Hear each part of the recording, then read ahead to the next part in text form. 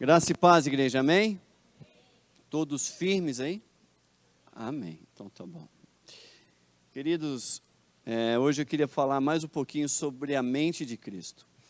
E quando a gente tem a mente de Cristo, a gente cantou. E eu vou orar, viu, hoje. E eu oro para que realmente Cristo seja o centro de todos vocês. Porque quando Cristo é o centro do seu coração, Cristo também é o centro da sua mente, é o centro do seu interior, é o centro da sua emoção. E Cristo Jesus, sendo o centro do seu coração e da sua mente, isto sim é escudo forte contra a idolatria. Eu já disse em janeiro, falei que quando temos a mente de Cristo, nos tornamos livres do pecado. Submissos a Cristo, mas livres do pecado. Quando entendemos a mente de Cristo, compreendemos que é por meio do conhecimento da palavra de Deus que Ele nos aperfeiçoa, que Ele nos santifica, que Ele realmente vai trazer mudança nas nossas vidas, e como cantamos, que o poder de Deus venha se manifestar no nosso corpo, na nossa vida.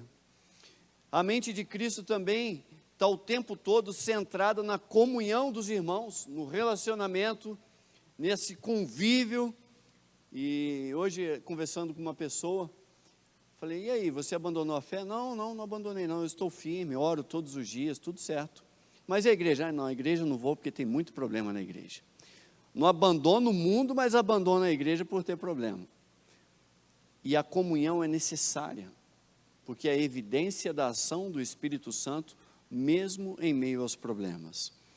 E também, quando você tem a mente de Cristo, isto sim é escudo forte contra a idolatria. Então é importante, para adquirir a mente de Cristo, vocês conhecerem e saberem sobre as Escrituras. Isso é intransferível, depende de cada um de vocês. Depende dos seus ouvidos, depende dos seus olhos, depende do tempo que vocês dedicam a isso. A gente não consegue, receba, irmão, o conhecimento. Não é assim. Está na palavra, não faz um download sobre isso. E hoje a gente vive numa sociedade muito pragmática, e como no passado, a juventude de hoje, ela se envolve com fortes causas, coloca muita paixão e muitas das vezes agindo até de forma inconsequente. Mesmo que aquilo não faça sentido nenhum, mesmo que esteja sendo feito não da melhor forma, envolve-se com toda a garra naquilo, entra em protestos sem conhecer a causa, e as pessoas estão assim também no reino, no evangelho. Isso, o provérbio chama de uma mente tola e de uma mente simples. Pode ser até uma evidência de zelo, mas é um zelo destituído sem sabedoria, um zelo sem sabedoria. E às vezes faz até da própria ignorância a defesa, como se, mas eu não sabia. Isso é zelo, mas sem sabedoria. Por que tantos olham hoje com desgosto sobre o meditar da forma bíblica a respeito das coisas da vida? Por que será? Parece que há um movimento anticérebro cristão, cujo estandarte de tudo é o seguinte: o que vale é a experiência. Isso é o suprassumo da vida cristã. Cantei, rodei, pulei, senti, flutuei, mas e o conhecimento? Para discernir. Eu não estou dizendo aqui, queridos, que a devoção cristã, ela deve ser ritualística, apática, destituída de emoção. Não, porque a Provérbios nos diz que o coração aformoseia o rosto, e Deus quer a gente com um rosto bem diferente, né? Cada vez mais bonito. E a experiência não deve ser o maior critério de verdade nas nossas vidas. Ela é boa, ela é agradável, é gostoso de ouvir, mas a gente não, além de não poder desprezá-las, temos que entender que elas não podem ser o maior critério. Aliás, temos que prová-las. No Novo Testamento havia alguns irmãos chamados de anciãos. Esses eram quem? Crentes maduros, experientes, aptos para ensinar, capazes de manejar bem as Escrituras. E quando a gente se volta lá para 1 Coríntios, lá no capítulo 14, no versículo 26 e 29, vai falar assim: olha, vocês se reúnem, cada um de vocês tem um salmo, outros têm uma palavra de instrução, outros uma revelação, palavra de língua, interpretação, tudo seja feito para a edificação da igreja. E lá no versículo 29, tratando-se de profetas, falem 2 ou 3, outros julguem cuidadosamente o que foi dito. Não julgueis, lembra disso? É para julgar. Nós, como igrejas maduras, não é porque alguém sobe aqui no púlpito que você não deve julgar à luz da palavra de Deus o que foi dito. Tem que ser julgado. Experiência fantástica, a paixão foi gritante, o zelo maravilhoso, mas ainda assim, podemos estar agindo de forma enganosa, errada. Até um zelo extremo ali, na hora de alimentar o faminto, na hora de abrigar aquele que está desabrigado, na hora de combater discriminação, em programas sociais, engajamentos políticos, tudo realizado com muita motivação, com muita paixão, causas que podem até ser verdadeiramente virtuosas, apreciadas realmente dentro do reino, lá fora na sociedade, até mesmo bíblica, mas, porém, se vocês não tiverem o devido conhecimento das Escrituras, podem estar sendo completamente executadas, realizadas, aplicadas de forma pecaminosa. O jeito é pecaminoso. Por quê?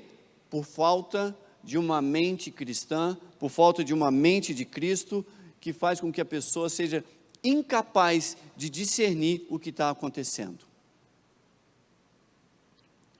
De repente você está ficando como um zelote.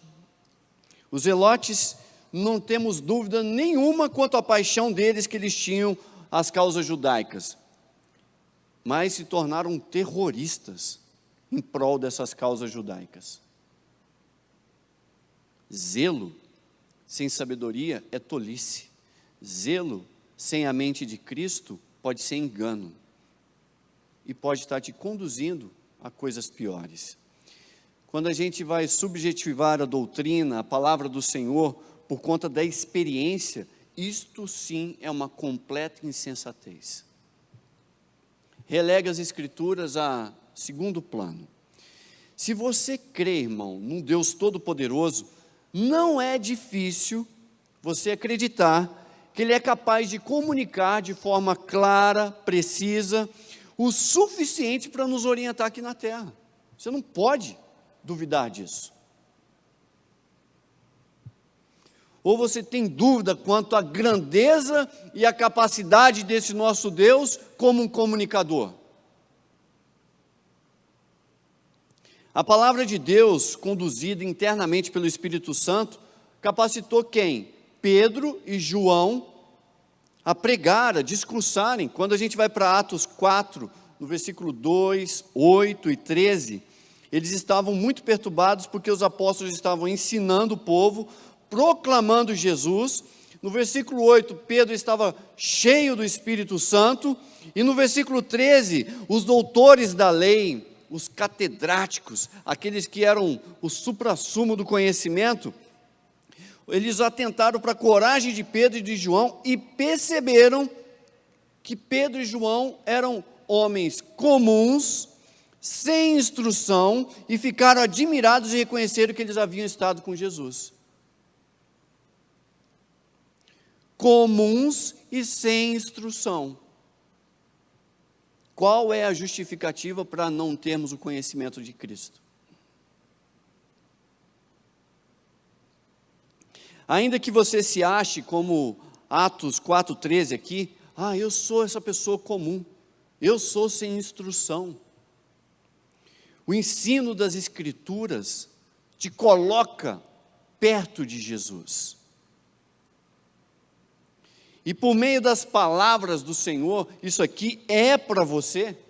Essas Escrituras vão operar no seu interior e você vai compreender claramente as coisas que estão acontecendo ao seu redor. Inclusive, deuses falsos, Mas espera aí, eu aceitei Jesus, eu creio em Deus e ainda assim eu posso estar correndo atrás de deuses falsos? Sim, sim. Porque muitos creem que Deus é o quê?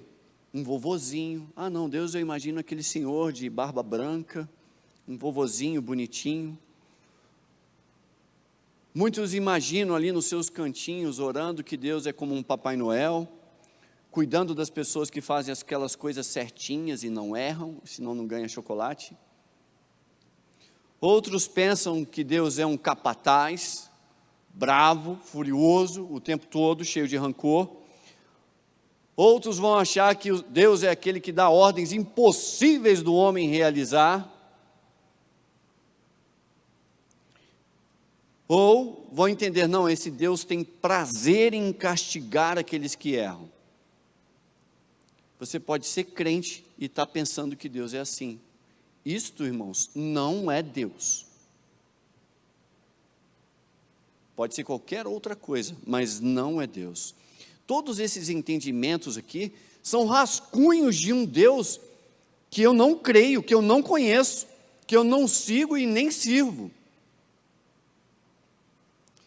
Entendimentos como esses que eu acabei de citar, pode muito bem ser uma deidade, sabe? Um desenhinho, um rascunhozinho, uma caricaturazinha de um deusinho, mas não é o Deus de verdade que cantamos aqui. Aquele Deus que criou os céus e a terra, o nosso Deus, queridos, Ele é rigorosamente santo, perfeito e de um modo completamente surpreendente. Ele também é muito misericordioso. O meu Deus, Ele é doce, Ele é amável.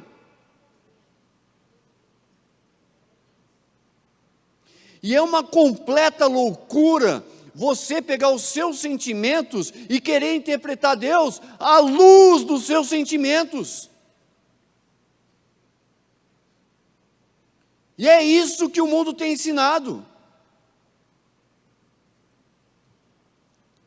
Sem o devido conhecimento das Escrituras, nos apoiamos em qualquer outra coisa, menos o Senhor.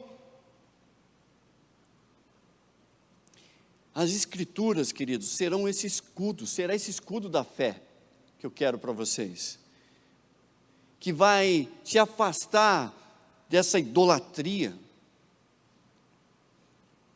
que eu já vou me referir mais à frente. Não somente de idolatrias de imagem, mas muitas das vezes ídolos que a gente construiu no nosso coração.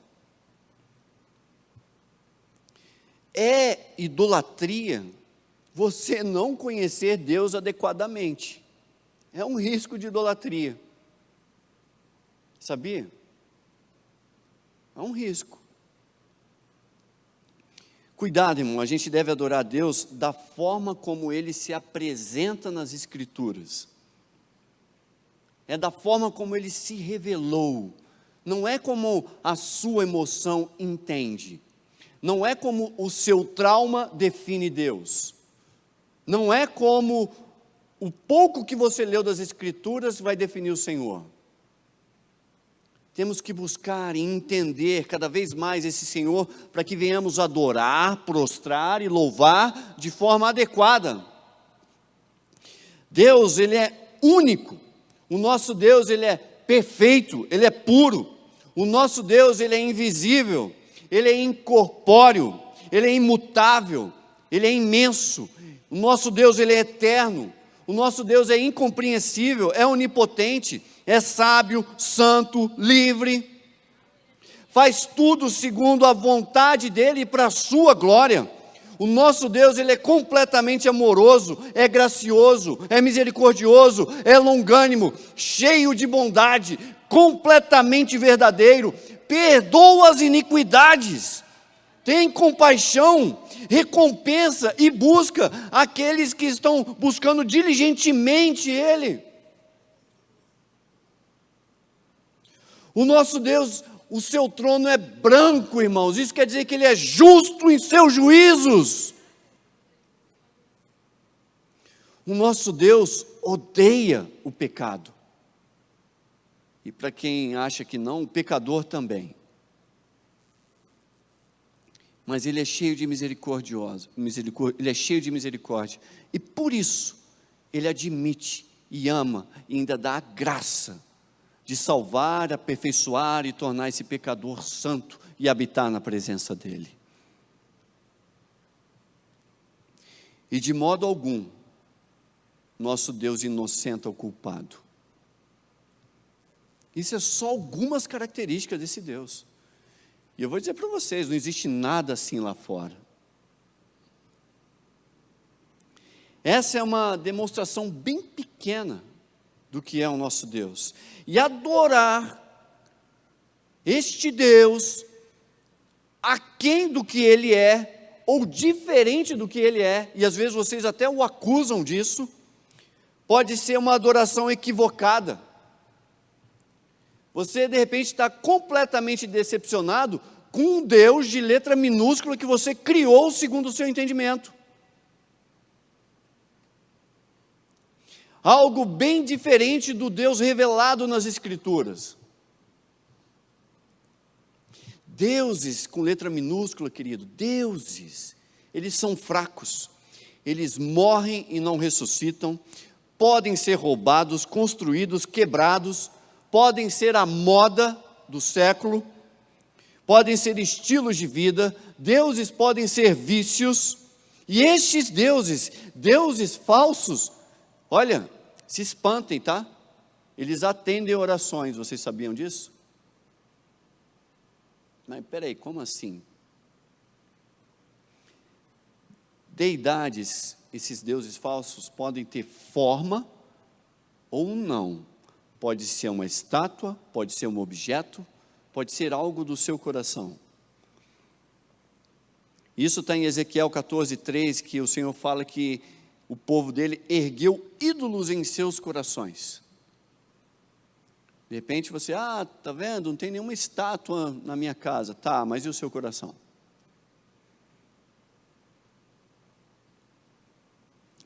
Quando em uma tristeza profunda ou dificuldade intensa, muitos naquela busca pelo seu consolo, ânimo, um levante talvez em suas paixões, ficam adorando, fazendo preces, praticando algumas atividades, e surpreendentemente as experiências pessoais mostram que essas pessoas melhoram, são curadas, a vida mudou. Aí você que é crente pergunta, mas como é que foi isso, né? Ídolos, estátuas, respondendo, como é que é isso? No versículo posterior do que eu li, no Ezequiel 14, versículo 4, o Senhor disse assim: quando qualquer israelita erguer um ídolo em seu coração, olha o ídolo no seu coração aí, eu não sei o que é o desejo do seu coração aí, e puser um tropeço ímpio diante do seu rosto, e depois for consultar um profeta, eu mesmo, Senhor, responderei a ele conforme a sua idolatria. Uau, esse é o Deus que eu sirvo. Parece ser uma deidade, parece ser sobrenatural, alguns efeitos acontecem, mas como disciplina, esse Deus dá a resposta ao idólatra. Você quer? Tá bom. Você quer falar com o peixe? Eu vou ficar aqui. Vou fazer o peixe falar para você adorar. Pois deuses nada são em si mesmos, não são nada, não respondem, não existem, mas o Senhor vai dando corda para ver até onde esse pessoal vai descer no poço das suas crenças. No poço dos seus anseios. E vai dando corda. Olha, fui curado. O que você fez? Fiz isso, tomei aquilo, segui, fiz a prece, melhorei, as coisas se resolveram, consegui sair da crise, estou feliz. Eu lembro uma vez que a gente foi passear em São Tomé das Letras, para ver as cachoeiras, a gente foi um passeio de família. E tem uma ladeira lá chamada Ladeira Amendoim. Queridos, a impressão visual é que quando você está assim, que a ladeira está subindo assim. Mas aí você coloca o carro lá, deixa em ponto morto, o carro sobe a ladeira. Uau, milagre, né? Fantástico. Mas se você pegar a topografia, fizer o cálculo geral, observar o contexto, é o efeito, é a ótica que está aparecendo, mas na verdade aquilo é uma descida. Ídolos é a mesma coisa. Parece, mas não é. O efeito é surpreendente, mas não é. Engana. E assim, é nessa idolatria, nesse engano que o Senhor vai dando corda para ver até onde os idólatras em seus corações vão cavando e se afundando. É como se Deus falasse: olha, você quer descer mais? Tá bom, eu vou dar a corda para você ver, para ver até onde isso vai acontecer. E eles vão descendo num embalo rápido, à medida que as suas respostas são respondidas, e a pessoa começa a se viciar naquilo, aquilo é bom demais, porque é aquilo que eu melhorei, é aquilo que ficou bom, é agora que eu estou feliz. E vão se aproximando do fim. E o encontro, queridos, é um fundo rachado, vazio, seco, na escuridão da própria alma. Deus marca a direção correta para o encontro com a água viva, que é o Senhor Jesus, por meio das Escrituras. Mas as pessoas estão sempre na sua pretensão interior pecaminosa e por vezes baseado na experiência pessoal, porque mudou o estado, e continuam caminhando nos seus erros. E Deus deixa. Você quer que eu dê um empurrãozinho? Isso, dá um empurrãozinho.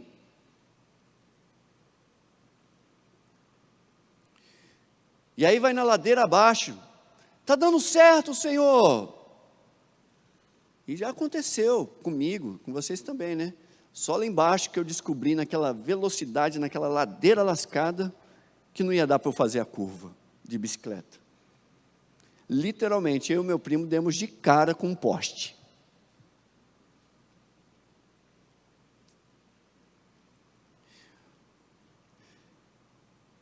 E aí você vai trocando a glória de Deus por esses ídolos em seus corações. Como Ezequiel 14:3 nos falou. Em Romanos 1, no versículo 23, Paulo vai desenrolando isso. No caso ali ele citou imagens, mas pode ser ídolos do coração.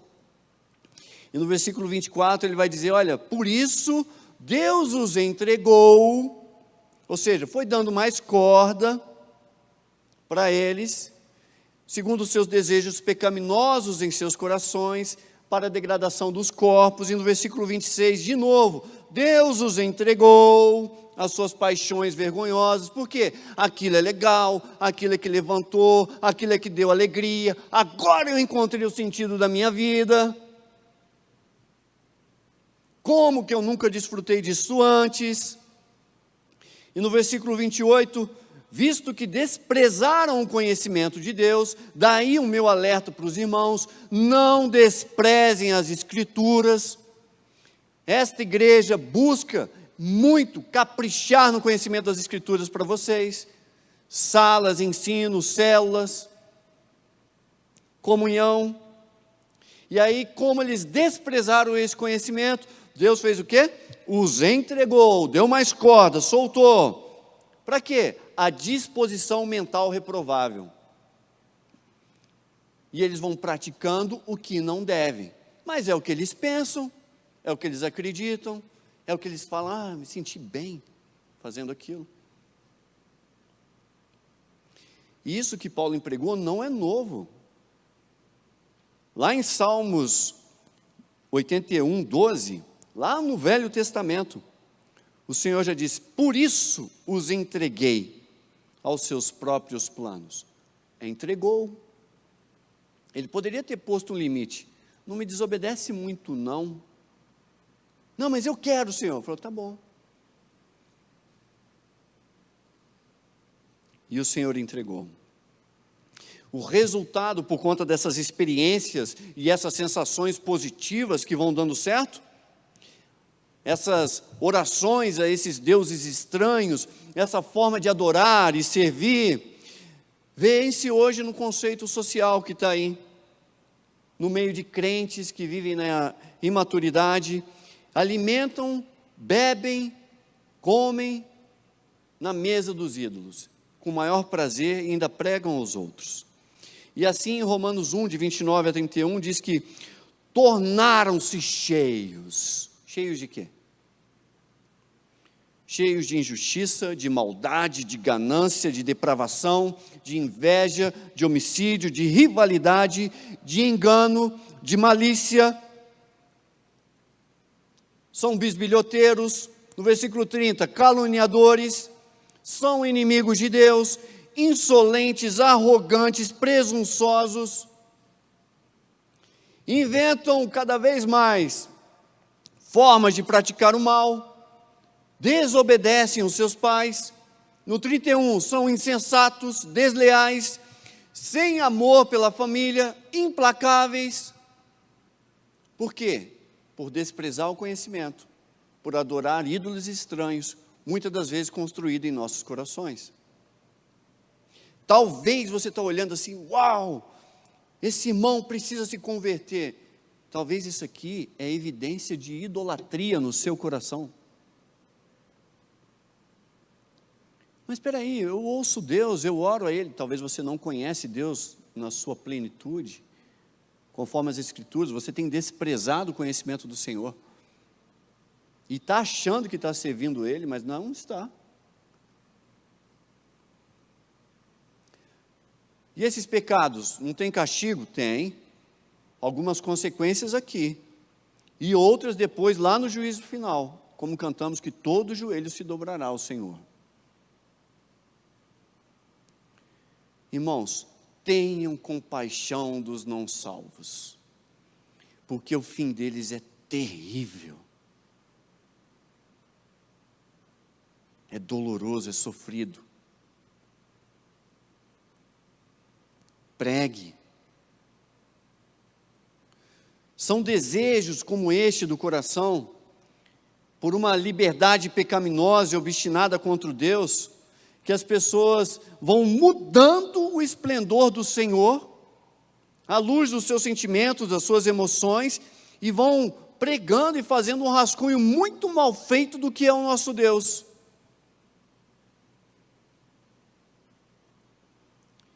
E Deus com isso?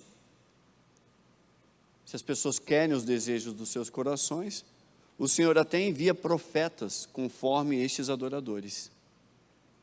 É por isso que você vê alguns púlpitos cheios de profetas e tantos outros. Segundo Crônicas 18, 19 e 21, eu lembro disso, o Senhor disse assim: quem enganará Acabe para que ataque Ramote e Gileade, e ele morra lá? Isso era o juízo de Deus já sobre ele. Aí lá no céu, um sugeria uma coisa para Deus, outro sugeria outra. Viu o diálogo que tem no céu? Tem diálogo, irmãos. E olha que no céu ainda não tem mulher, hein? E quando tiver? Senhor, eu tenho uma ideia. Irmãos, ainda não tem, vai ter. O Senhor está esperando por vocês. Mulheres são criativas. E finalmente um espírito colocou-se diante do Senhor e disse: eu enganarei. Aí o Senhor falou: de que maneira você vai enganar? Eu irei e serei um espírito mentiroso na boca de todos os profetas do rei. Aí o Senhor disse: você vai conseguir enganá-lo, vá e engane-o. Em 2 Tessalonicenses 2, de 9 a 12, diz assim: a vinda desse perverso, que é esse profeta, que é a segunda ação de Satanás com todo o poder, com sinais e maravilhas enganadoras. E no versículo 10, ele fará uso de todas as formas de engano da injustiça para os que estão perecendo, porquanto rejeitaram o amor à verdade que os poderia salvar. E no versículo 11, por essa razão, aí vem o juízo de Deus Deus lhes envia um poder sedutor, a fim de que creiam aonde? Na mentira. Às vezes, queridos, esse poder sedutor que vem cada vez mais levando pessoas para o inferno e para distante de Deus, é Deus respondendo o desejo daqueles corações. Eu quero ouvir isso. Aí Deus fala, aquele lá, aquela multidão quer ouvir aquilo. Vou dar-lhes o poder sedutor, para que sejam alimentados de si mesmo, conforme o desejo de seus corações. E no versículo 12, e sejam condenados todos que não creram na verdade, mas tiveram prazer na injustiça. Na verdade, os ouvintes estavam querendo ouvir simplesmente os seus prazeres, os seus desejos, os seus anseios.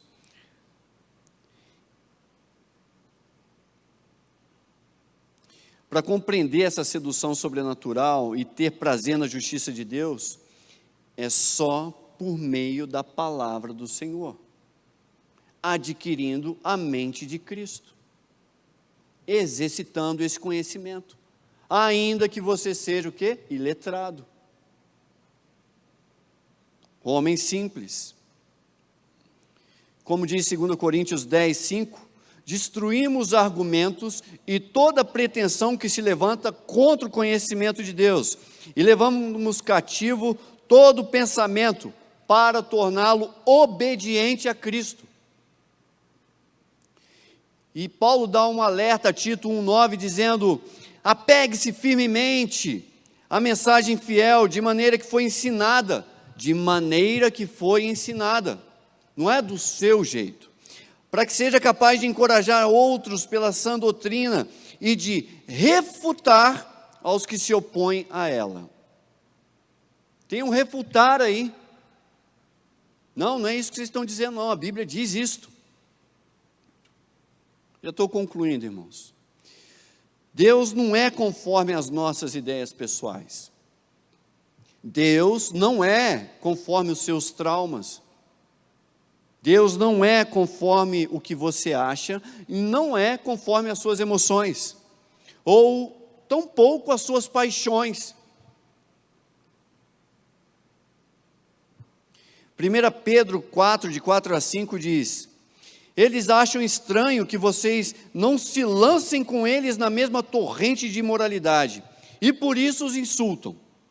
Contudo, eles terão que prestar contas, aí é o juízo de Deus, àquele que está pronto para julgar os vivos e os mortos. E aí, quando você apresenta esse Deus, diferente de tudo que você vê, você é insultado. Você é excluído, rejeitado. Deus é o que Ele diz ser. Deus não tem origem em pensamentos humanos. Atos 17, na parte 29, não devemos pensar que a divindade é semelhante à escultura de ouro, prata ou pedra feita pela arte e imaginação do homem. Deus não é isso.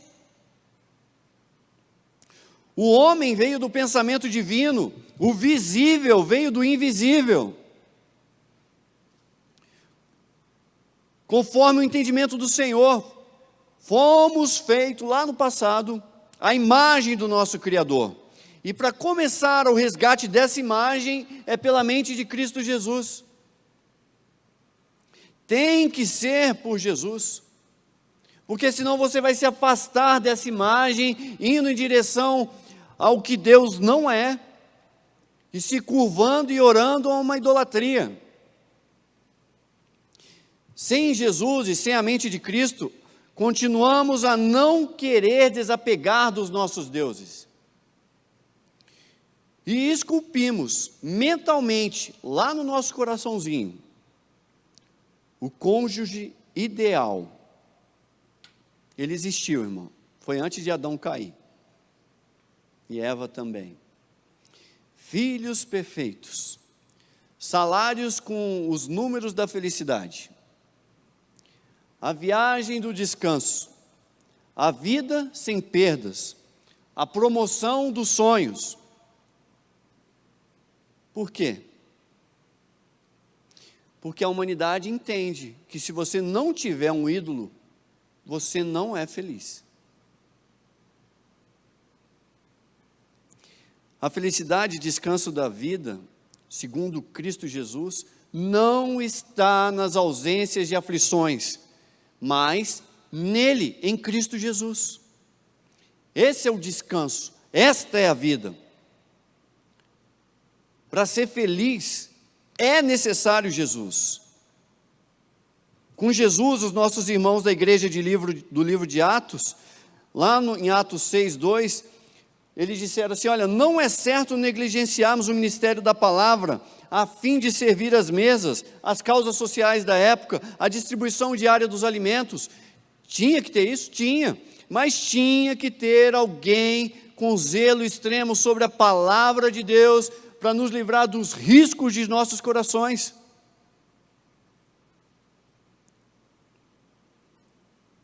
E os apóstolos dedicavam exclusivamente a esse ministério da palavra, exclusivamente. E a igreja fazia as outras coisas. E a expectativa da nossa igreja é que haja uma verdadeira adoração de forma fervorosa e completamente inflamada pela verdade das Escrituras, irmãos.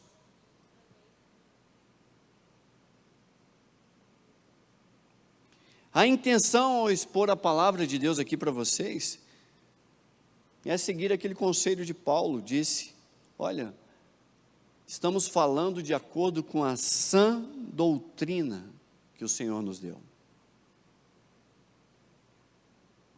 Então, cuidado para você não pegar uma parte ou até sabotar a imagem do Senhor.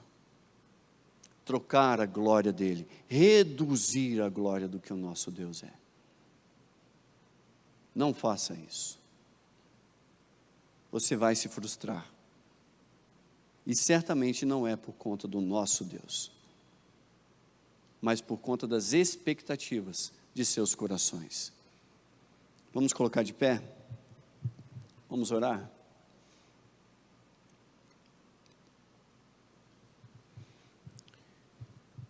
Reflita no seu coração a respeito do que foi dito aqui. Eu peço realmente, Espírito Santo, para que o Senhor traga à lembrança algumas coisas que são necessárias mudar. Deus, queremos adorá-lo conforme a tua palavra. Que Cristo Jesus seja o centro. Que a mente de Cristo esteja presente, ó Deus, na mente da nossa igreja. Nos corações, ó Pai. Que a tua palavra habite ricamente no meio dessa igreja.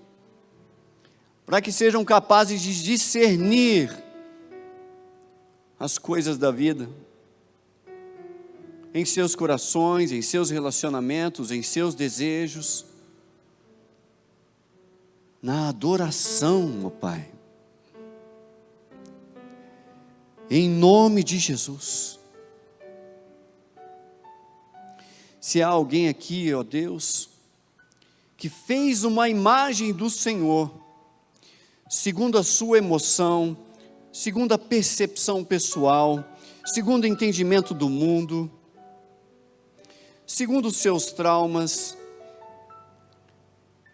perdoa, Pai, e eu oro para que esse coração se arrependa, e esteja aberto, para conhecer quem o Senhor é, segundo a tua palavra, e venha desfrutar, ó Senhor, da verdadeira alegria, de adorar um Deus em toda a sua plenitude, que haja libertação nessa noite, em nome de Jesus, em nome de Jesus, assim oro, amém e amém. Queridos, Eu sei que você pode estar passando por uma escuridão na sua alma. E eu quero que você creia, como diz lá em 2 Pedro, de 1:19, creia mesmo. Temos ainda mais firme a palavra dos profetas, e vocês farão bem se a elas prestarem atenção, como uma candeia que brilha no lugar escuro, até que clareie e a estrela da alva nasça em seus corações. Aí está a resposta do brilho, da estrela da alva em seus corações. Prestem atenção à palavra dos profetas. Até aqui a palavra, que Deus os abençoe. Que a graça e a paz do nosso Senhor Salvador Jesus Cristo, as ricas consolações do Espírito Santo e a comunhão do nosso Deus estejam com todos vocês durante toda essa semana. Amém, amém e amém.